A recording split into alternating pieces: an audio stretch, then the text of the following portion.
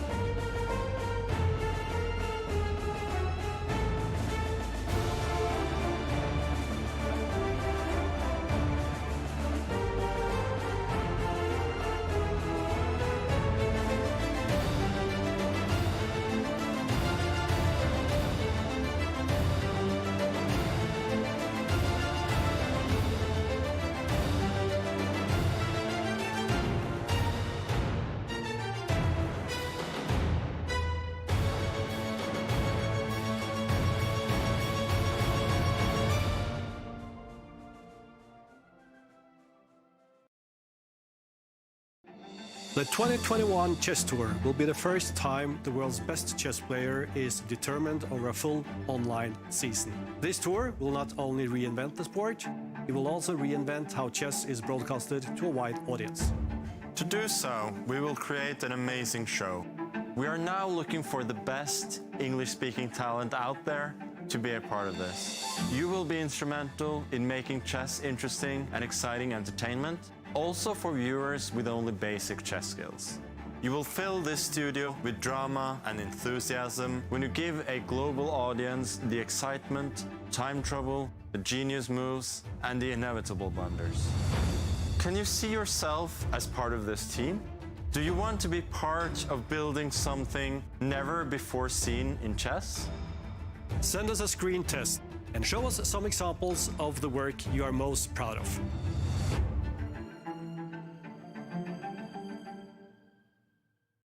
Ladies and gentlemen. 24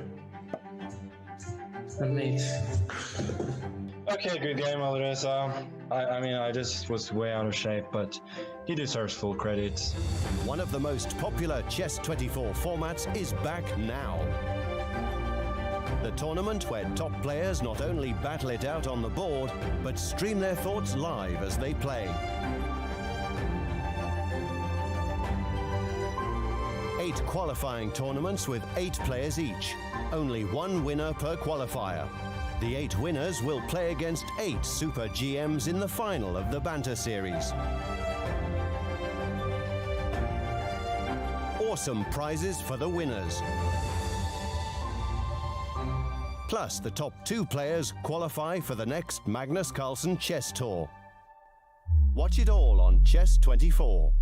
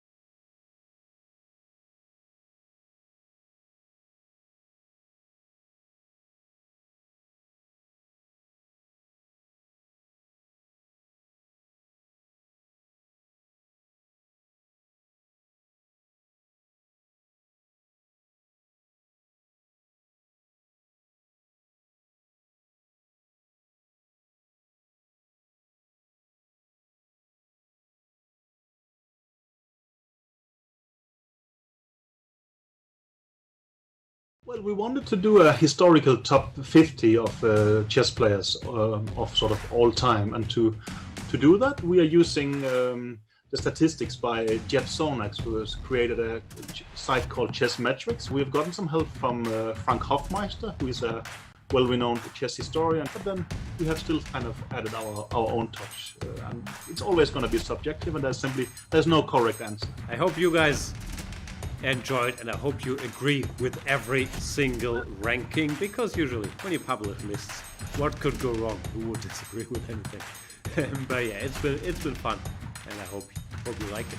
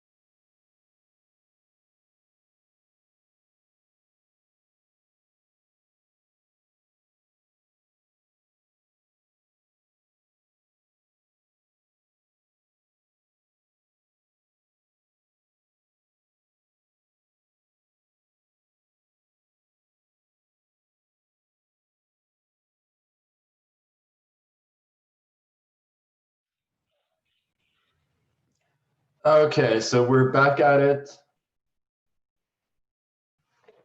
Opponent today is the one and only Anish Giri, who won a thrilling match to beat Peter Svidler and make it to the quarterfinals.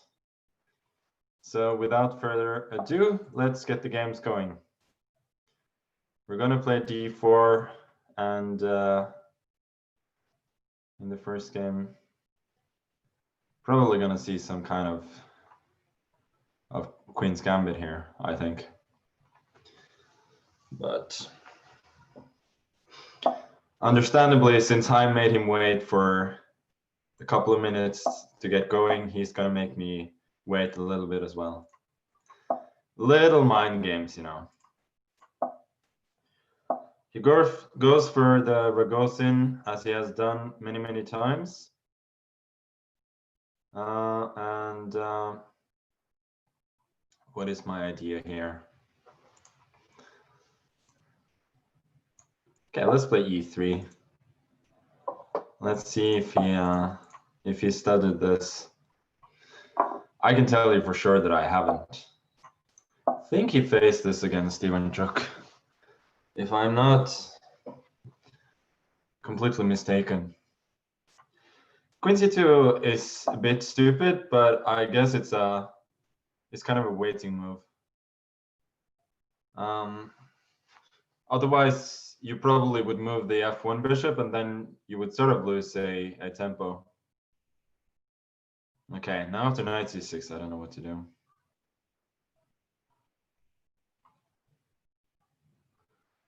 This is a bummer, of course.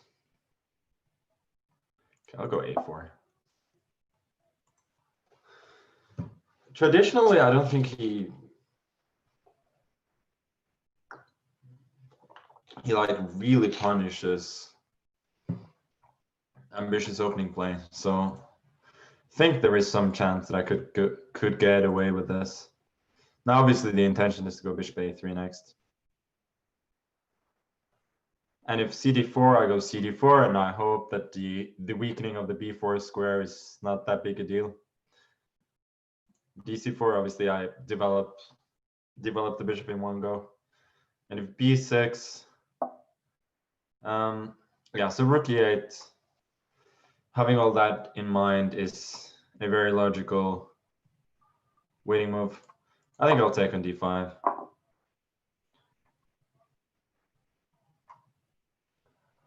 And then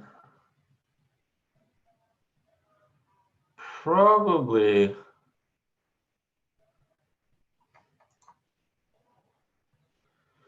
there's something to be said for bishop b5, I think. Probably I'll just take on c5. If queen a5, I do have the option of going bishop b5. So now I think bishop d3.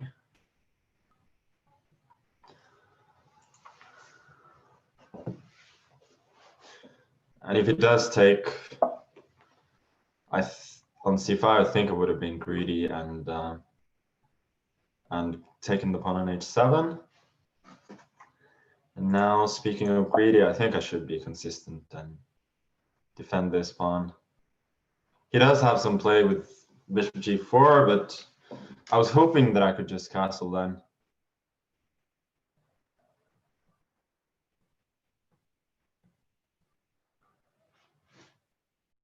Also, maybe bishop g4 and knight d4 is not so bad. Knight e5, I can then maybe castle if it takes the knight. If it takes the bishop, I take back, and I have f3, so it might be a little bit better there. Additionally, he might go queen a5 now, but then I think I castle. If he takes on c5, I go bishop b5 with knight d4 to come, possibly. And if knight c3, I don't really know, but there should be many options. Queen a5 feels a little bit soft.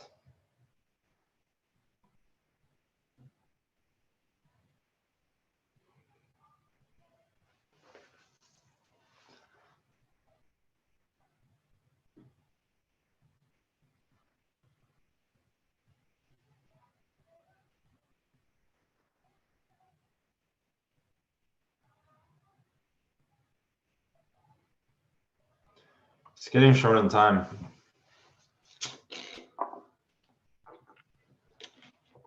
Okay, so finally it takes c5, but now I guess I certainly have the initiative here. Knight d4 is quite tempting. Bishop d7 though, f6, f3, maybe it can take on c3, but also just knight f6. I guess I'll go c4 instead.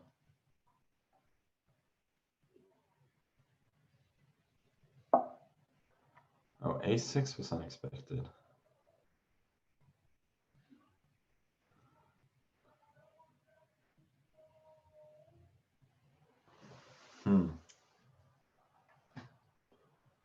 CD, AB, DC6 does not seem. Yeah, this was probably a bit less than I'd hoped for, to be honest.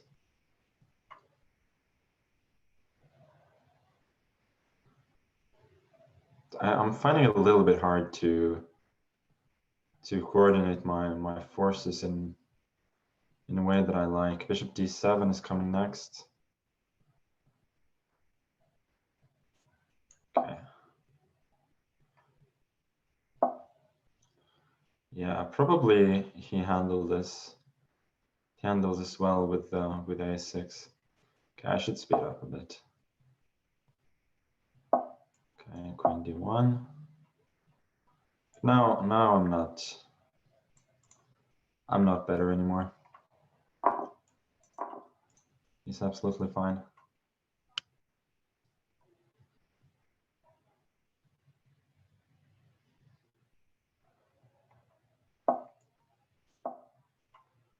Which is, of course, a less than ideal development. He did have bishop g4 there. Okay, I guess I'll go bishop e5, just to confuse him a bit.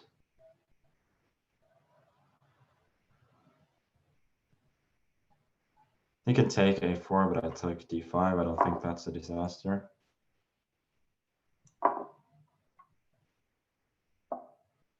Bishop c6 back. Guess now he's intending to push the pawn. Maybe he can take f2. Okay, he didn't. Yeah, this is going to be a bit of a battle of nerves. Quite like the fact that he... Ooh, this one is no good. Now there's a double threat of taking a g7 and also... And also there was a fork. Yeah. Now I'm considerably better with the pawn up. Okay, rook a5. Bishop g3.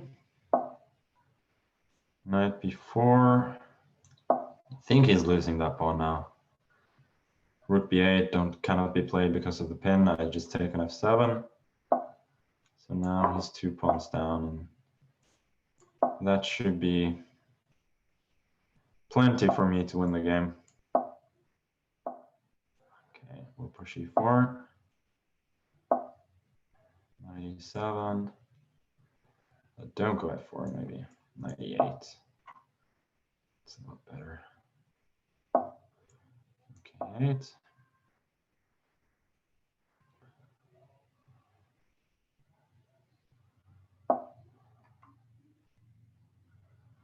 He's fighting. Gotta give him that. But I think it's an uphill battle, to say the least. I'll take this, take on f5. That's 3 pawns up now, and he resigns. Oof, that was a nervy battle.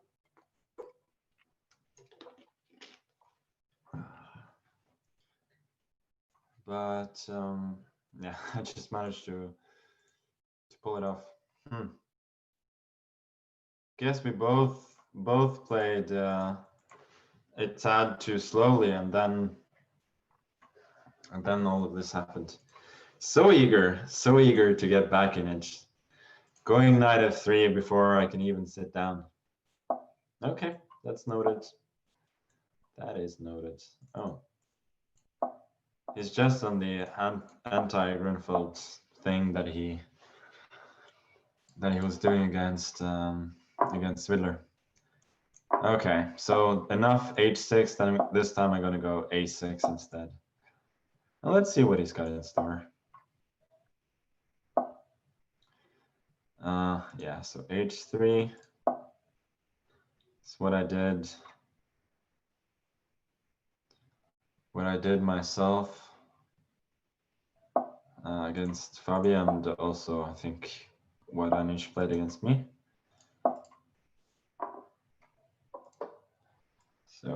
So far, standard stuff. Okay, Queen C2, then I guess I'll go G6. Or do I wait? No, I guess I'll go G6. Rook Fe1. Very interesting stuff.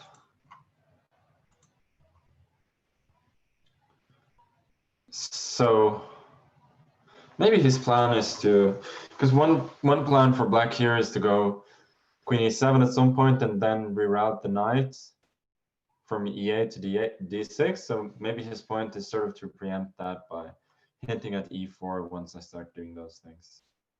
Okay, I guess I'll go A5 for now. Always seems to be fairly useful.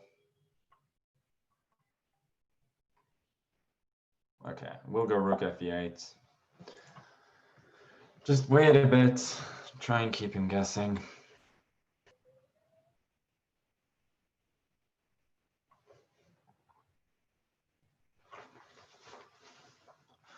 I feel like I might go B5 at some point.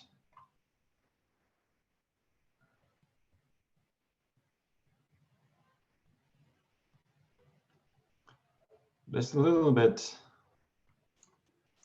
difficult to come up with useful moves here. It has to be said.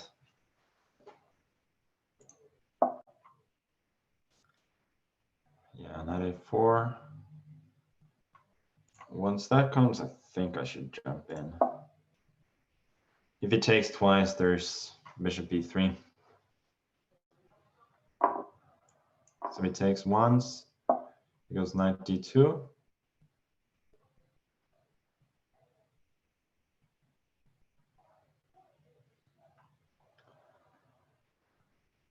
Yeah, I don't love it because it's weakening my king, but I think I should go F5.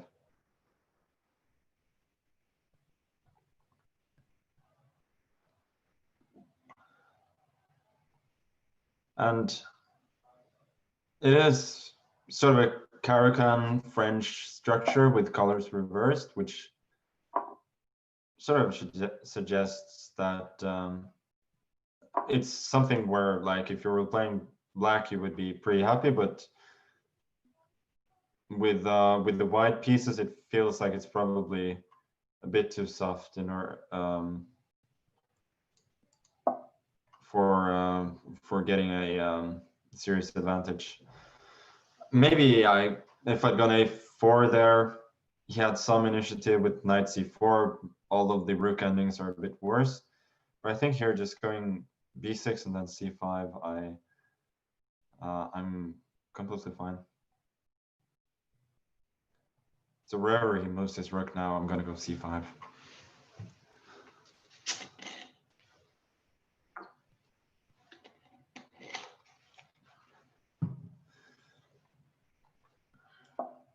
Okay. And of course, there's no pen with rook E to C1 because I have two pieces covering C8. And if he takes rook C1, obviously I go rook to B8. And I attack B2, and if he takes on C5, rook takes B2. I have no problems whatsoever.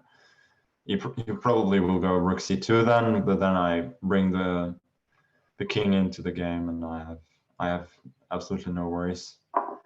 If his knight was a little bit more active here, I might have been a bit worse, but no, I think it's just fine.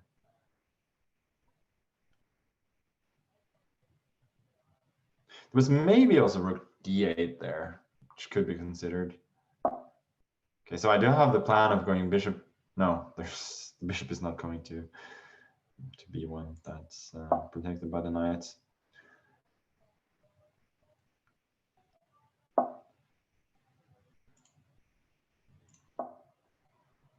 Yeah, so I think if the game proceeds more or less normally here, we should head towards a draw, but anything can happen still. of course.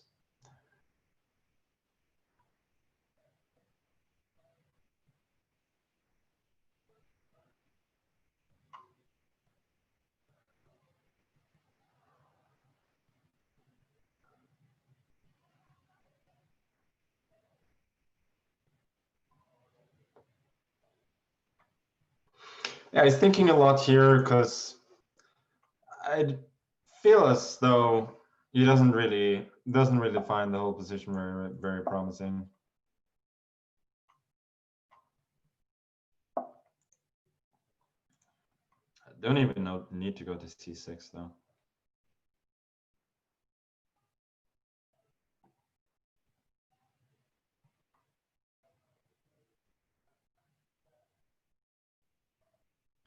So his plan is king c1 and then knight c4 maybe. So I'll go to c6 after all, and now I'll push a4. a4 might be a slight weakness once he puts the knight on c3, but also my bishop is landing on b3, so I don't think it's a real worry.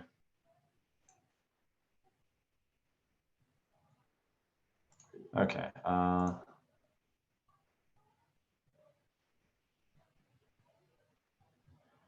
think I will take this opportunity to try and improve my king side a bit.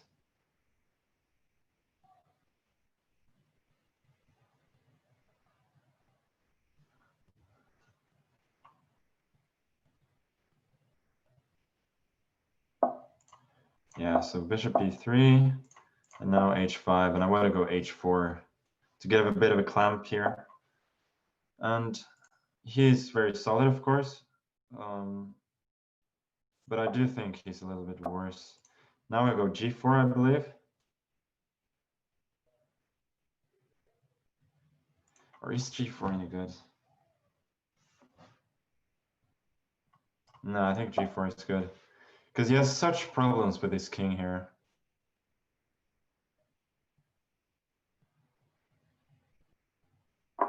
Yeah. So this was my point. That he can hardly take, because take on f5 because rook g2 comes, and he has I don't think he can both stop all of my mating ideas and h3 ideas. And yeah, I guess here he sort of survives, but I'm still considerably better.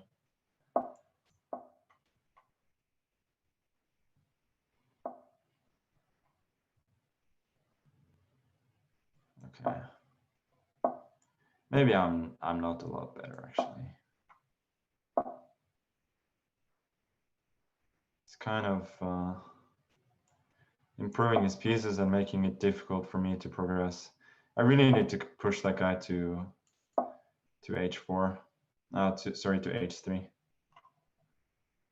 Maybe no, e4 is not a bad idea, but I can go h3, so it's not looking that great. Now e4, I think. Okay, now I go h3. Rook h4, e5. Okay, this is gonna come down to speed a bit as well. Oh, I keep on blundering a4. What am I doing? Okay, I think we'll take. Okay, he didn't allow a bishop. Okay, this is just a mess. It's just a total and utter mess. Now he'll take on a4, I think.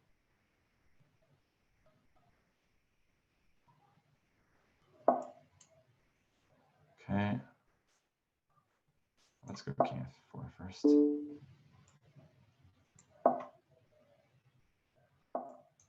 Okay, now he's just losing. h2 coming, king e3, rook d3 is mates. Okay. Yeah, that was a horrendous mess. What happened? Like, my pawn on a4 was hanging all the time, and neither of us could keep our head cool. Just a mess.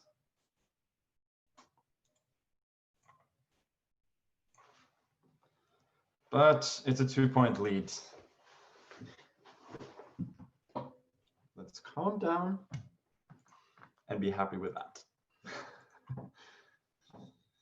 Yeah. Okay, let's continue. Continue in the same way. See if he's learned his lesson.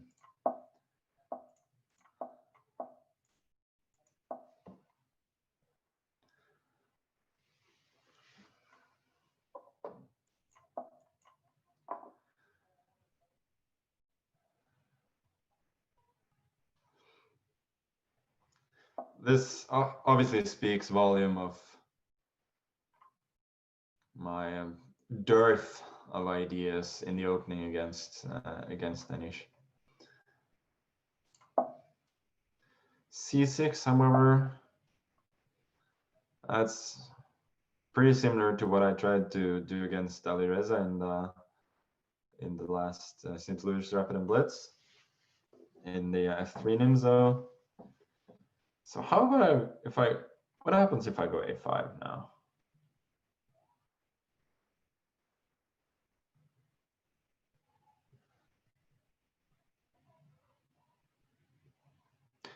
There's only one way to find out. So the real question is whether he can play bishop a6. But once I take on b6, he does find himself in a bit of an unpleasant pin. So I was hoping that was going to be a serious factor. So I'll take it. And then I'll go bishop d3.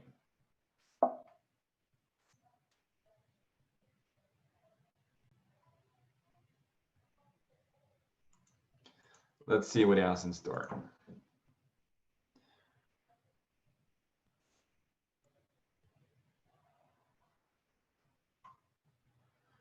Most natural would... Is it that simple? Is it really that simple? That would be a bummer. Yeah, probably is that simple.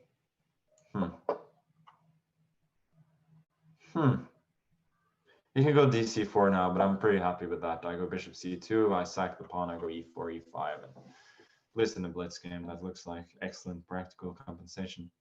But now I cannot sacrifice the pawn anymore,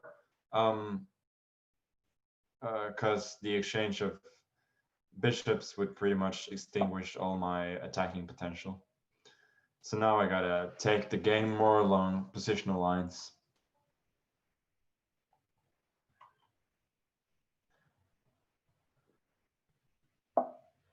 Yeah, I don't want to exchange on d5 unless I can go c4 later on, so we'll try and keep the tension.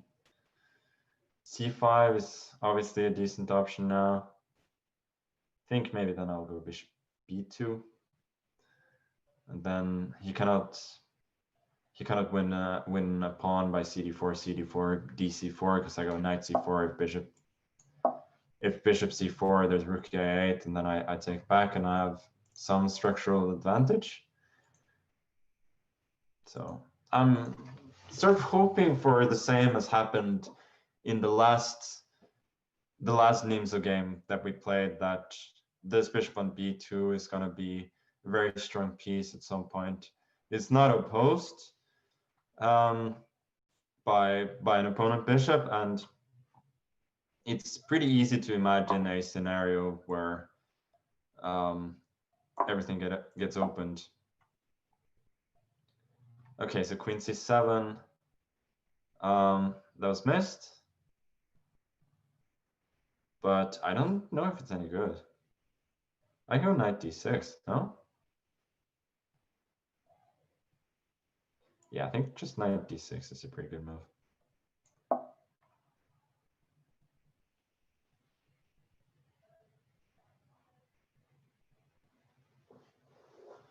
Because if bishop d3, I take on e8, and I think he just loses a whole exchange. And if he takes on d6, I just...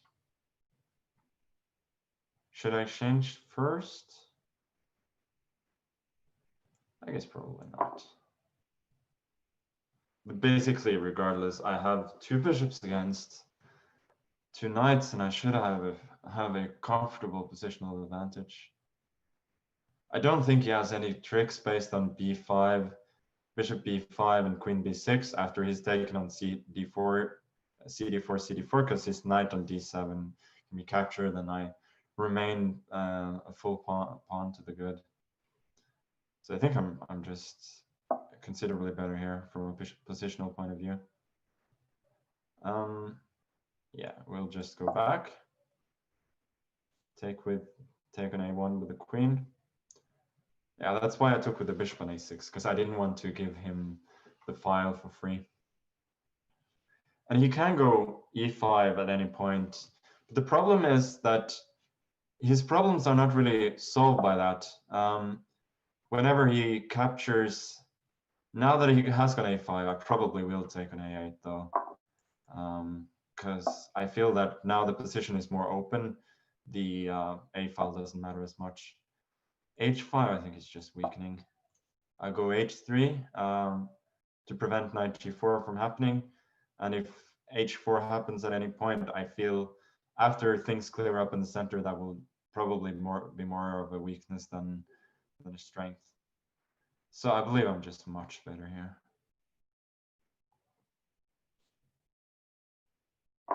Yeah, cd4. He exchanges everything, which means that there's not a ton of material at the board, left on the board, but I just have such a big positional advantage that I believe it's well, it's not decisive, but it's not actually that far from decisive. Rook a2. This was missed. There is no doubt about that. This was just missed.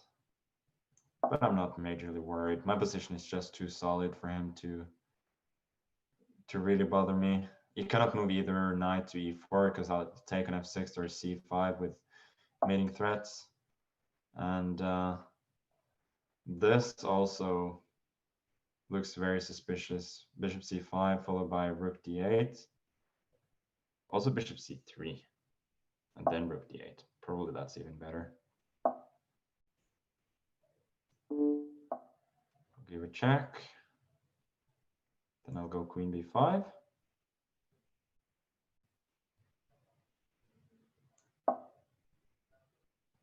He has no checks. Only move is king f8. Now bishop c6 is winning. Rook e8 followed by bishop g7 should be winning. Yeah, bishop c6 is just the easiest, I believe. Yeah, no need to complicate it. Okay, he resigns. That was pretty good, I gotta say. Queen c7, well, the whole plan of dc4, queen c7 was clearly flawed in that he missed knight d6, but I think overall a fairly good game.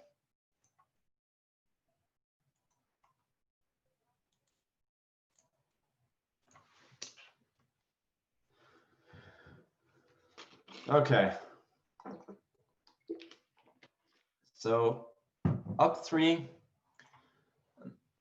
One more game with black. I feel like last time I was a bit worse from the opening, so I'll probably try and play something else this time.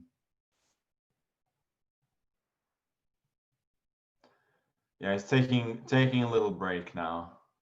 Not so eager to get on with it after the first game. Like after the first game, he probably felt that he could have done better in that one, and he just wanted to get going. But now this is serious danger time for him, so it's more of a time to sit back, regroup, have a little break, and try and get back in the game. What should I do? Okay, I'll start with knight f6. That cannot be too wrong. c4.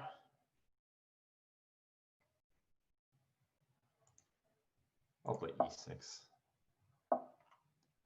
Knight c3. Should I go bishop b4, d5, or c5? Don't really know what line to choose. You know what? I'll go c5. I feel like playing one of those structures. e3, huh? Okay, I'll go d5. We're going to get a kind of a semi-tarish system here.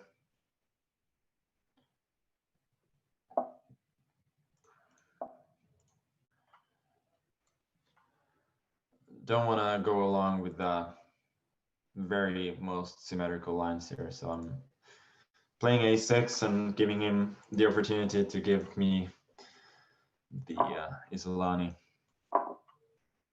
I had this with white against Mamedyarov, and I played g3 myself. Let's see if he has some of the same ideas.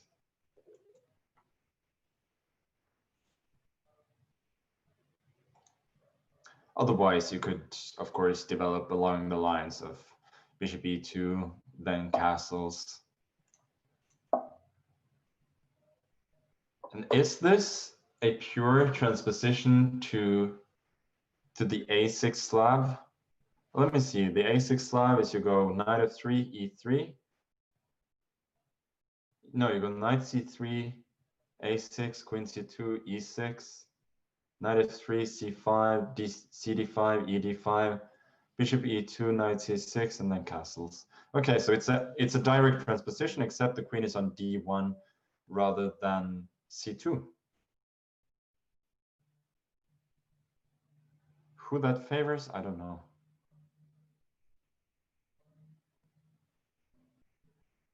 I don't know, Jeff.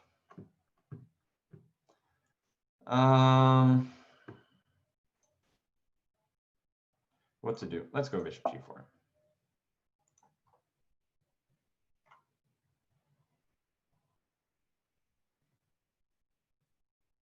Didn't particularly want to move the other bishop, and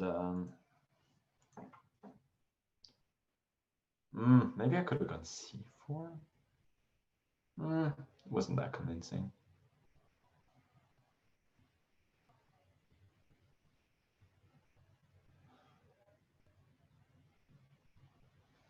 It's got him thinking, so that's a good thing.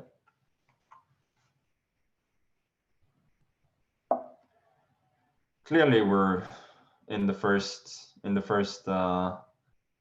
couple of games we're both struggling a tad with time management. Too much yapping.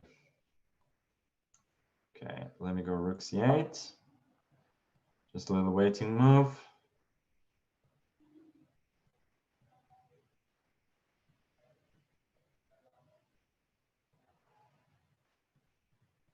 After bishop b2, I would take on f3, take on d4, and I would claim that his bishop pair doesn't really matter all that much.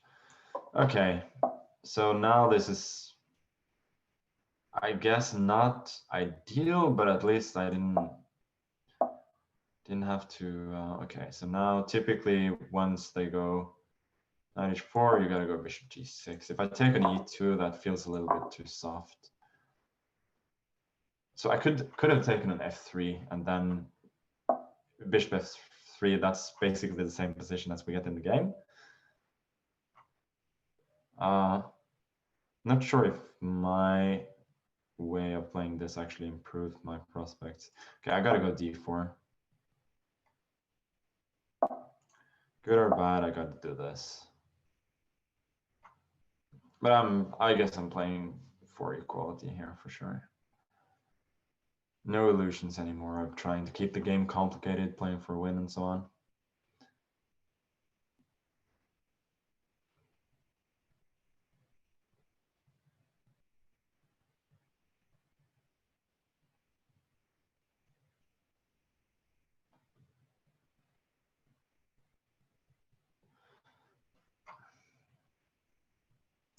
Yeah, ED4, I probably will go B5 and just try and regain the pawn. Bishop C6. This is, you're 3 games down, dude. You cannot just simplify everything.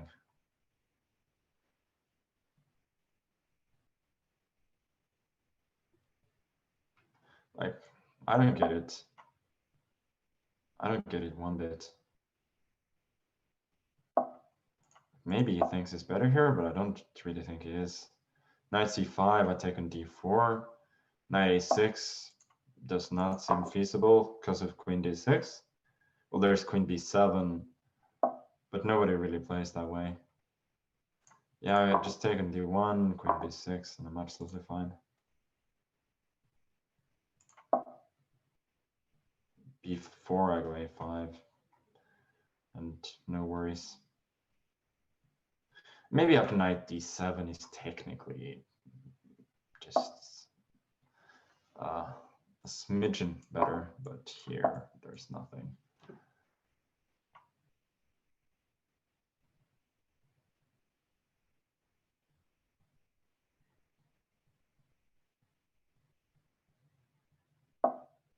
Okay, now he starts to play for a win. Okay, cool.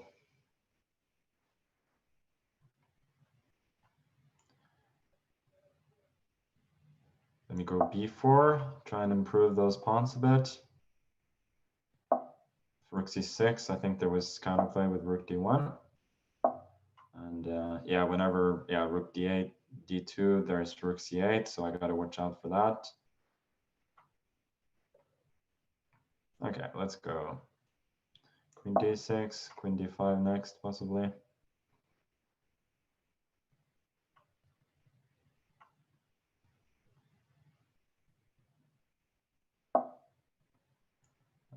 And I don't think I'm even close to being worse here. Rook a6. Improve the pawns a bit more. f6. It's just a dead draw.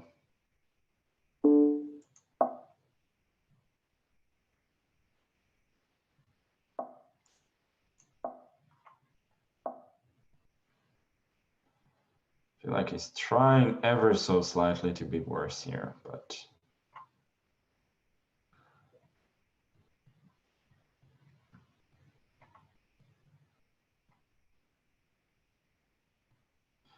what the hell, I'll give him a little bit of a spin.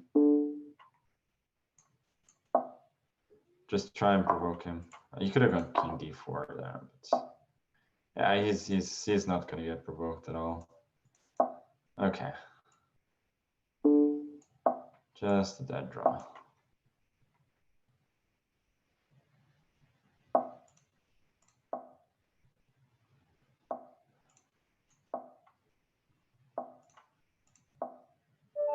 Okay. He's on the scoreboard. The sweep is not on.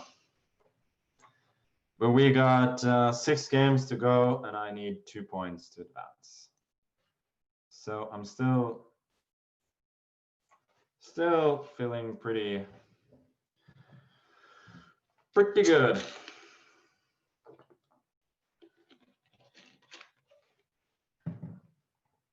Okay.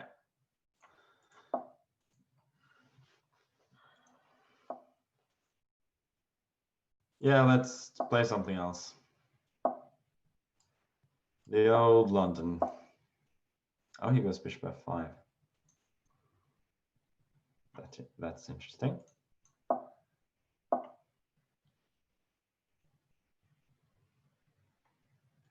I'm sure he has good prep here. I'm just curious. Generally, you take on b1 here. Just curious to see what he's gonna do.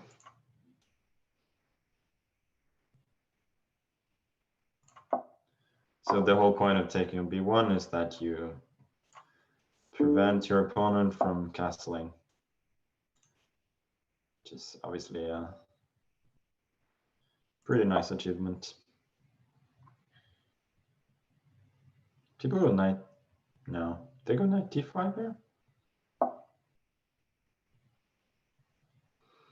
I guess not.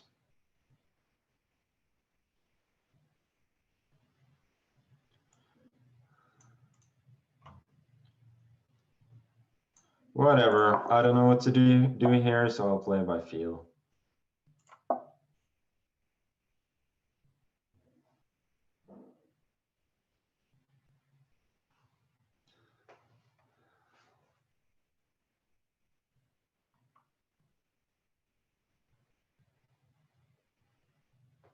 So he's gonna win the piece back, clearly. But my hope is that I will have some structural advantage and that my king can eventually escape from the center. And frankly, at the moment, my king doesn't look very threatened. Yeah, I talked to him and he's not threatened, so what can I say?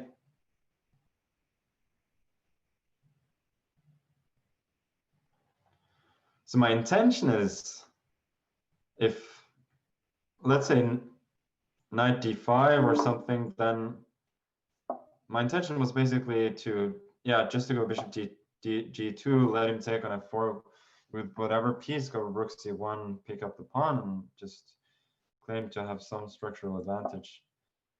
And I don't see any reason why that wouldn't be true now as well. Although this maneuver of the rook to b6 does bother me a bit. He's quite good at finding these defensive resources. Okay, I don't have anything else, so I'll have to take. Oh, he goes knight d5 immediately. Maybe that's even better. You just have nothing? Would be quite an unfortunate development. Okay, let me try bishop b4, protecting the rook on b1, and clearly I want him to capture on f4 because I don't want to take on d6 and improve his pawn structure.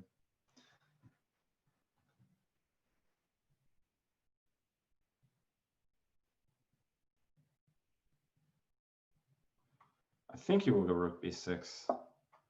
Okay, h4, h6, I go h4.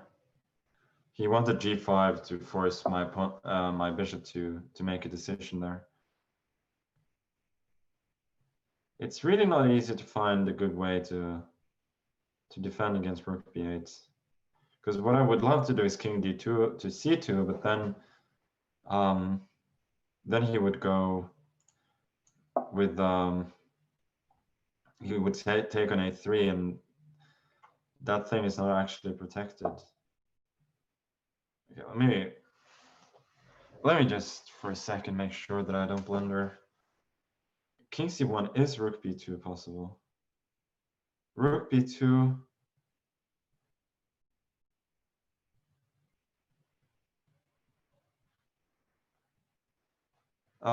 Bishop a3, rook c2, knight c3.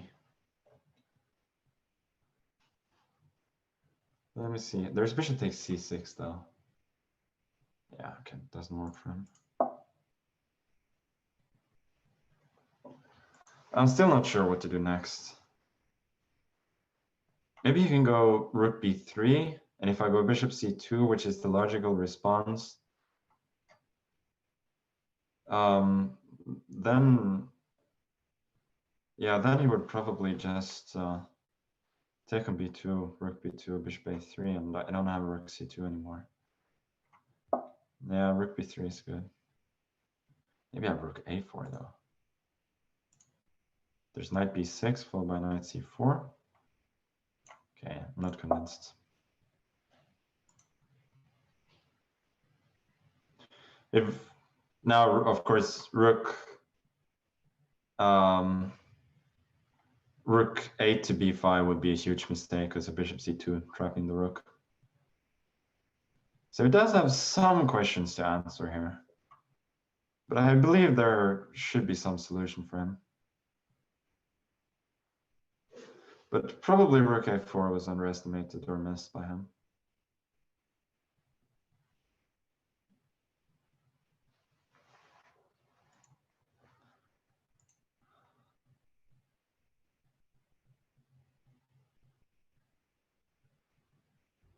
he's spending a lot of time. Clearly doesn't know what to do.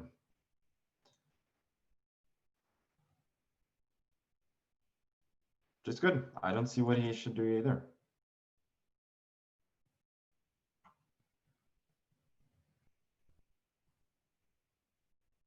Okay, he goes back. Bishop d3. Okay, this is pretty clever. Bishop c4, there's rook c3, check.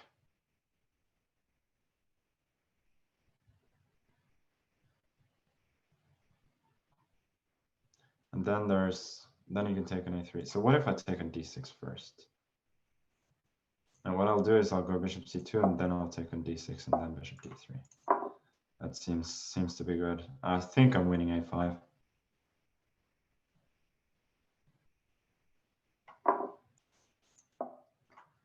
Bishop d3 now. Oh, damn it, he's still... Okay, I can just take on d5 first. Sure.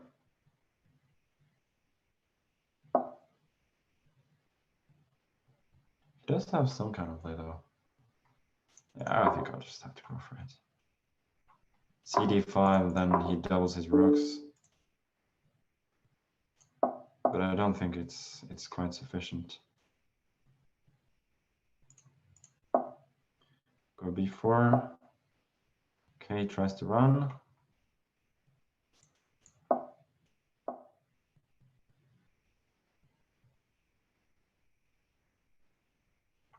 Okay, I'm short of time. Seriously short of time. But I think this should be very good. Rook c7 now, and then I push.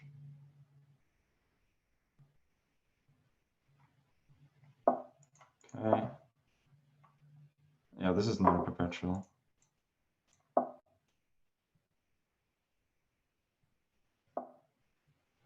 Rook e2. k2. Let's just make sure I don't blunder anything. Protect against mate, and he lost some time. Okay, that was a bit nervy at the end, but I think overall I calculated things decently well, at least better than he did. But yeah, these games are not easy, and obviously the scoreline is pretty flattering so far. Although I don't think there's any doubt that I should be leading based on the games that we have so far. Okay, so let's see what he's got.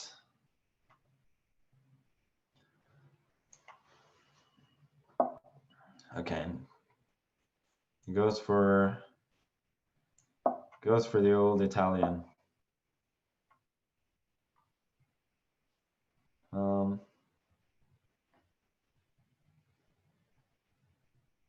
He wants the line with knight f6, d4 clearly.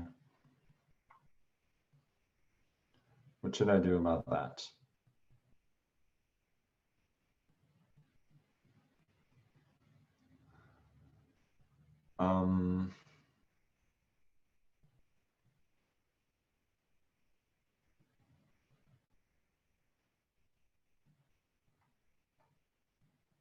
Well, don't think for half a minute. That is probably number one. Okay, let me do something very unusual here. Okay, he doesn't go. He certainly should have gone d4. I was intending to take on d4 and then go bishop b6, which is a bad line, but it's not like extremely bad if white doesn't know what he's doing. So here I'll just play standard stuff, and I wasted a bunch of time, but I think it will be fine. We'll castle. There are subtleties here, but I don't know if it matters.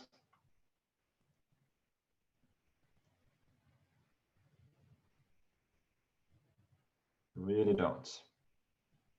Okay, now he does exploit my my refusal to go for. Oh, that is it. That is the point.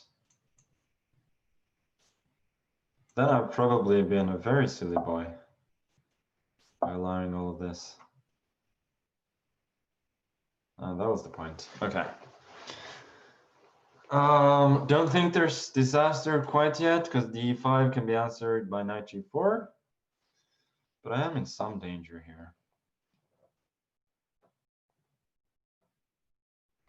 Okay, h3. Let's just try and be active. Compensate for some of the time lost. If he takes everything on e5 and then bishop a3, d2 is hanging. If he takes and then, yeah, so he intends knight c4, so I guess I'll go queen f6. It seems very reasonable. Unless there is... So the idea of queen f6 is knight c4, then I can take on h3. But I was thinking about queen of f6, maybe he has g3 then?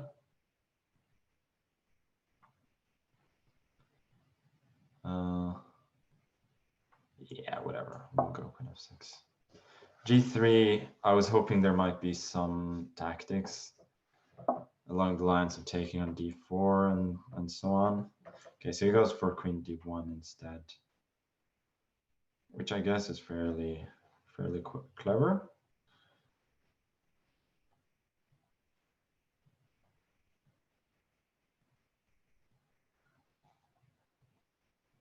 Yeah, knight f4, knight c4. I'm sort of struggling to find a good response there. I could take the pawn on d4, but I really don't want to. Okay, I don't have a choice. It's knight f4, knight c4 just looked really ugly. My counterplay was not really going anywhere. Okay, so we go for this instead. If e5, I have to take f2, but I don't know. Beggars can't be choosers. Don't think it works at all, but didn't see what else to do. Yeah. Didn't see what else to do. Rook a3. I was hoping that knight e4, knight d3, and taking the rook would not lose immediately, but maybe this is just much better. Okay, bishop f5. I don't know. Knight e4 was looming.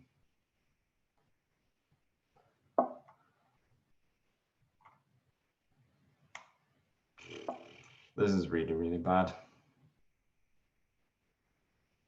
Point now, if he takes everything on e5, I have queen c5 check and take on c1, and a3 also hangs. So at least in that line, I'm not losing on the spot. But that's about the only positive thing you can say. Oh, maybe I am losing on the spot.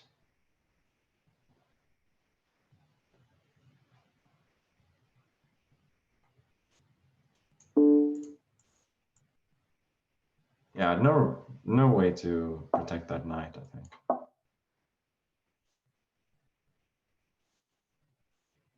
Okay, this one is a loss. Right now, I'm sure he's just savoring the moment.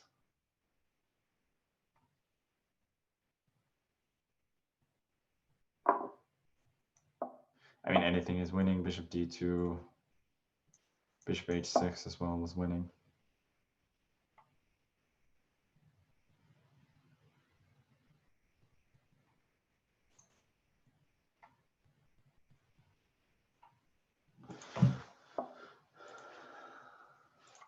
Okay, whatever. That was just awful. Really disappointing that I couldn't keep a clean sheet. One thing is the sweep, but the clean sheet seemed a lot more attainable. So now let me just try and focus and try and win another game to get the match over with.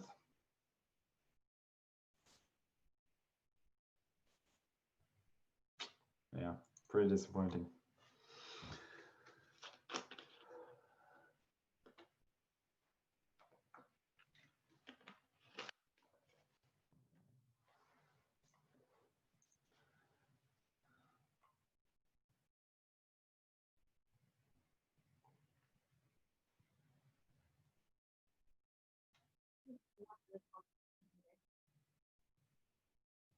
Okay, I'll do the same.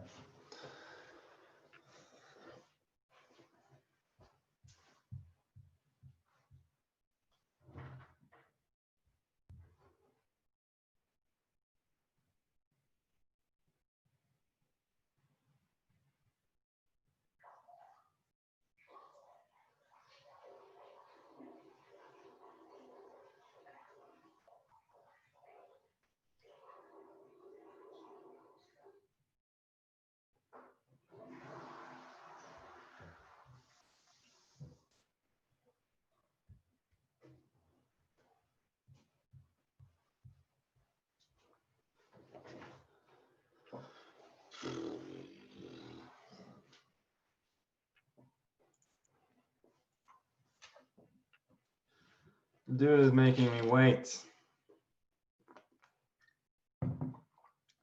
Not loving that.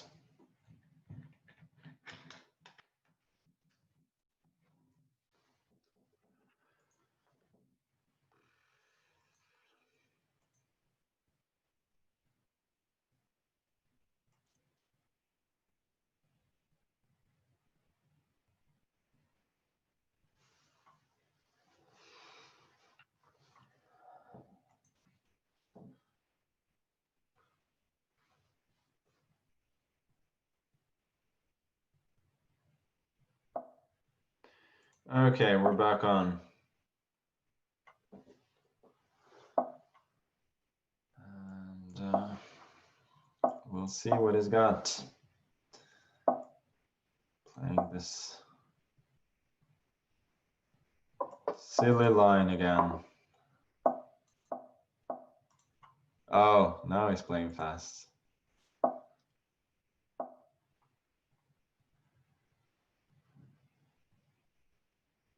So he goes for this line. Okay, so his improvement is to go queen a5 immediately. And now if I do play bishop a3, there is d4. And both my pawns are pinned. Okay. And if I play bishop b5, there's still d4. No, then I can take on c6.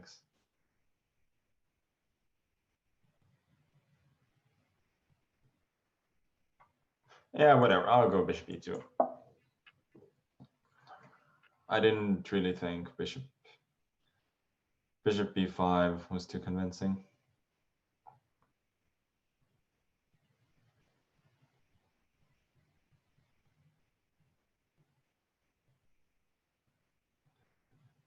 You probably could sack a pawn there.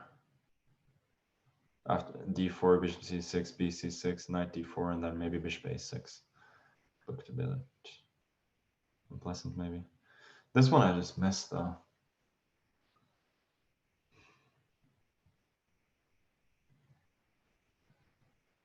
Okay, now I clearly misplayed it a bit.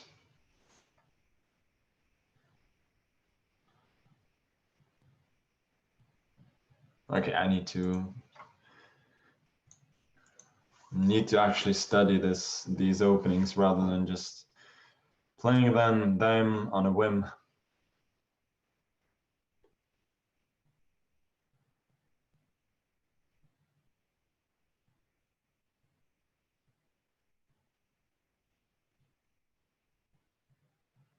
He's probably studying the consequences of d4 here. I'm not sure it's great though.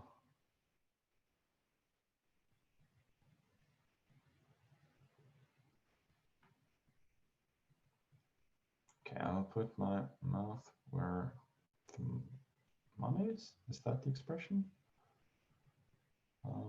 Yeah, I don't know. I'll bite the bullet. Is that better?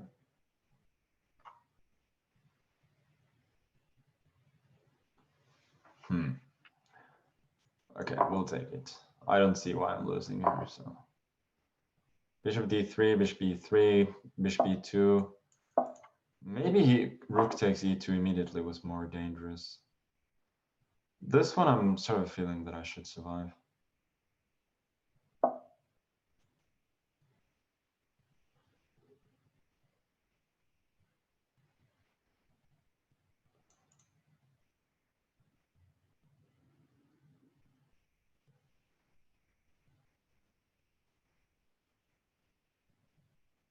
Rook to e1 maybe? Queen a6, I have to go king d2 then. Which is not ideal. On the other hand, probably not so bad. Rook c1 was my first intention, but then I'm also running into knight f4, knight d3 forks. After queen e8, a6, the point was then I could go c4, but I was still not threatening to take and didn't seem so convincing. Now I would be thrilled to see knight c3, of course. I would just run to f1 with the king. This one is considerably more dangerous for me. But I have some sort of a solid construction here. I hate the fact that my king is in the center and it will be there for a while. But it does feel as though I'm sort of protecting everything. And this chain of pawns on c3, d4, and c5 is really quite strong. And it's not so easy to break up. Let's say he goes b6, then I have queen b5, which is quite annoying for him. If he then retreats to c8, I can possibly even push the pawn to c6. So it's not obvious what he can do here. Clearly has some compensation, and the queen can swing wherever it wants on the sixth rank. But then I will go g3. After queen g6, I will go g3, queen f6. I don't think there is an actual threat after that move, so it's not so clear. I think queen b5 is a good move. Not only because I'm driving the queen away, but also because I'm probably improving the queen. It can go to d3 later on and protect my king. I will go a5 now just to avoid any b6 breaks.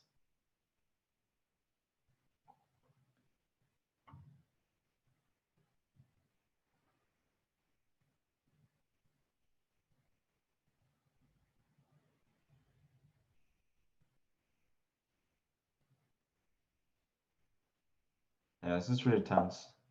Queen f5, this move I don't like. Because then I can go queen d3 with tempo. Queen g4, now we'll go g3, I believe.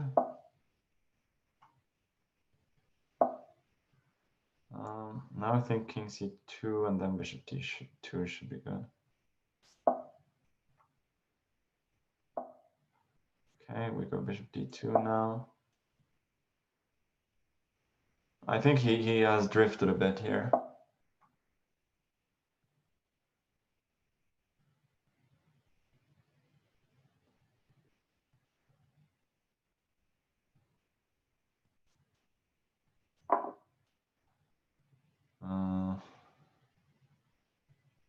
Gotta be careful still.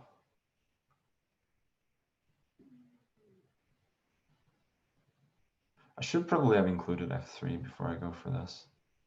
Okay, I'll go c4. It does loosen my structure a bit, but it also seems to improve my position, so I quite like it. Now d5 is on the cards.